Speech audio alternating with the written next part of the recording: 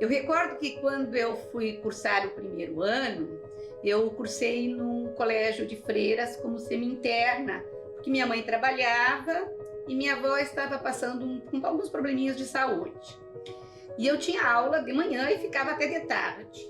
E eu cobrava da minha mãe que me acordasse às 5 horas da manhã, porque eu queria estudar toda a matéria do dia anterior para o dia da aula. Que era uma bobagem minha, porque eu tinha toda a tarde para estudar.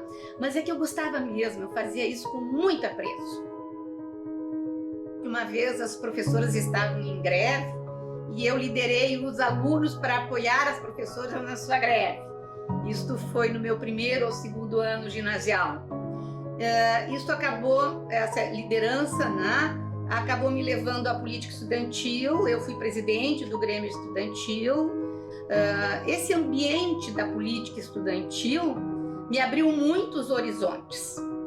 E foi nesta época, nesta fase de vida, que eu decidi fazer direito. De certa forma, decepcionando um pouco as expectativas, principalmente da minha mãe.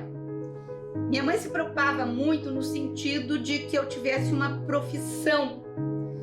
E para aquela época, eu estou falando na década de 60, o magistério era uma profissão maravilhosa para as mulheres. Vamos dizer assim, era adequado para uma mulher que quisesse casar e ter filhos.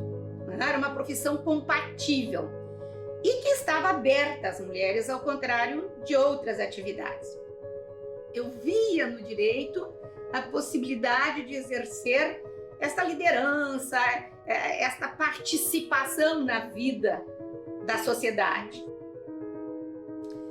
Eu entrei na faculdade no ano de 1968, já no final da década de 60. Neste momento, o número de mulheres já havia aumentado nos cursos universitários. A grosso modo, na minha sala de aula, no meu curso, nós éramos mais ou menos a metade. Metade mulheres, metade homens. Eu cursei a universidade da Unicinos, o curso de Direito da Unicinos. Meus 5 anos foram cursados lá. Tive que abandonar nesse meio tempo a política estudantil por conta de que eu estava trabalhando e pagando o meu curso, né? Era impossível eu manter o trabalho, a política estudantil e mais o estudo, né? Mas éramos um grupo assim bastante aberto. As mulheres eram bem recebidas, nós tínhamos, a maioria dos nossos professores eram homens, mas tínhamos já professoras mulheres que já tinham alcançado algum grau nas suas profissões no direito. E foi bastante, nesse aspecto foi bastante tranquilo. Agora, diretamente vivenciando o processo, eu acabei me encantando, quase como se fosse um chamado para o exercício da magistratura. E comecei a pensar na ideia de ser juíza. Sabia que eu ia encontrar uma dificuldade muito grande, porque aqui no Rio Grande do Sul, mas ainda era muito restrito o ingresso de mulheres. As mulheres passavam por um crivo, né, muito rígido, e para que fossem homologadas, independentemente do seu resultado nas provas. Nesta época, foi a primeira fase, vamos dizer, do meu casamento com o meu marido, Joaquim José Macedo. Eu não era casada, eu vivia maritalmente com ele. E isto seria certamente um duro obstáculo. Quando eu me inscrevi no concurso, eu fui obrigada a preencher um formulário reduzido, onde dava o meu nome, a filiação, data de nascimento, e o meu estado civil. Ora, nós estamos falando no ano de 1981, união estável não era uma expressão que sequer se usasse nessa época. A ideia de união estável, ela levou mais ou menos quase 10 anos depois. Então, meu estado civil ou poderia ser solteira, ou viúva, ou desquitada, porque era o desquite ainda que existia nesse período. E o meu estado civil, nesse sentido, era solteira, não tinha outros. Não havia essa possibilidade. A primeira prova era a prova de cruzinhas. Ou seja, não se identifica um candidato a partir daí. Ou você está aprovado, ou você está reprovado. Eu fui o grupo dos aprovados. E muitos poucos aprovados foram. E isso daí chamou a atenção, né, sobre a minha pessoa na escola. Comecei a me tornar alguém conhecido. Até então, eu era absolutamente desconhecida. Não tinha nenhuma vinculação com direito, na minha família com o direito. Meu marido era do marketing, português, então não havia nenhuma possibilidade de me situar dentro de um determinado espaço. E sobreveio a entrevista, e essa entrevista ficou absolutamente caracterizada o preconceito. O desembargador que presidia o concurso, ele fez a mim a pergunta que se faria tão somente às mulheres solteiras. As mulheres casadas não eram submetidas, ou viúvas, se fosse o caso, mais raro, lógico, né? Não eram submetidas, aos homens muito menos. Solteiros, casados não eram submetidos. Qual era a pergunta? Como é que eu, sendo juíza no interior, porque essa era a projeção, você começa no interior, em comunidades pequenas, ia organizar a minha vida afetiva e sexual. Ou seja, queriam saber das mulheres solteiras se manteriam absolutamente pudicas durante todo o exercício da magistratura. Eu disse, olha, na verdade eu não sou solteira. Eu tenho uma união, né? Um companheiro, tenho 2 filhas, coisa que eu não podia responder lá naquele quadradinho pequenininho, né? E eu desconcertei totalmente o desembargador. E simplesmente interrompeu a minha entrevista. Interrompeu a minha entrevista, agradeceu a minha presença e eu cheguei em casa e eu vou ser bem sincera, chorei no colo do meu marido. Fiquei muito triste porque eu estava estudando muito, eu estava preparada, eu tinha construído uma expectativa. Eu sabia que não ia ser fácil, mas eu construí uma expectativa. Uma situação curiosa que aconteceu é que o representante da Ordem dos Advogados casualmente vivia maritalmente com a procuradora do Estado, que aliás tinha sido minha professora na faculdade. Quando meu nome não seria homologado, num primeiro momento, na reunião secreta na época do órgão especial, ele quis saber qual o obstáculo e teria vindo à tona que a minha condição de não ser casada, viver maritalmente, teria sido obstáculo. E aí deu um quiprocó entre eles, né? E acabaram então me readmitindo.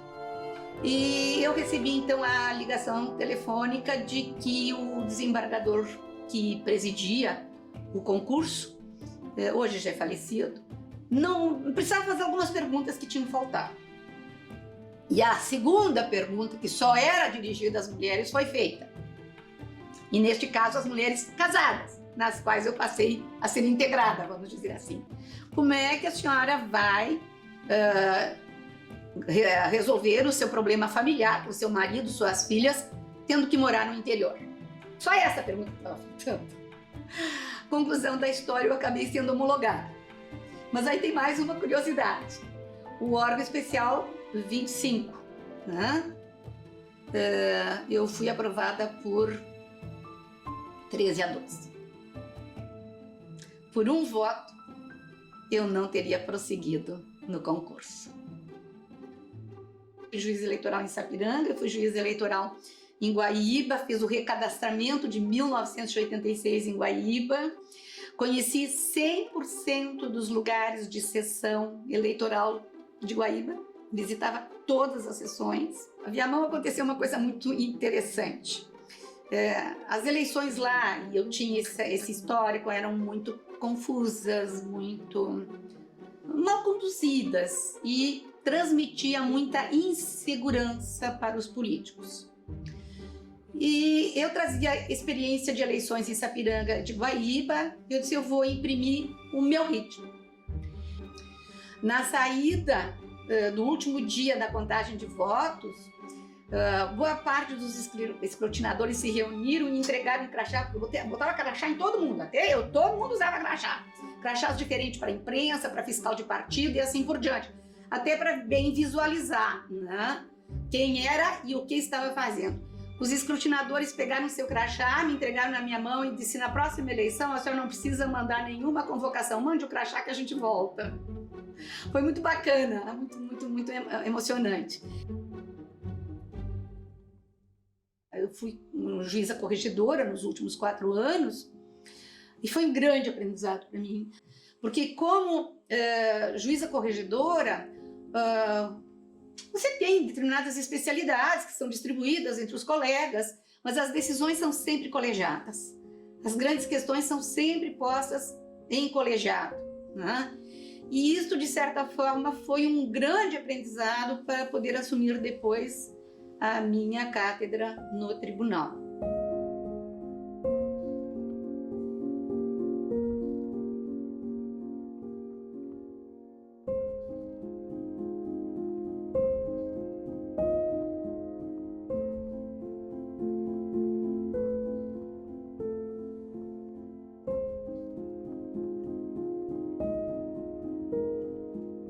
Um dos projetos que eu consegui realizar foi a instalação do memorial no Tribunal Regional Eleitoral.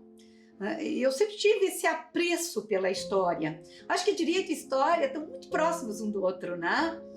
E realmente me deu muito orgulho ter podido instalar o memorial do Tribunal Regional Eleitoral do Rio Grande do Sul. Quando eu resolvi me aposentar no tribunal, na magistratura, nós vimos conversando, a minha filha e eu, e também o meu assessor, o Roger Fischer, que eu quero aqui fazer, gosto até de registrar o nome dele, que trabalhou comigo todo o tempo no tribunal.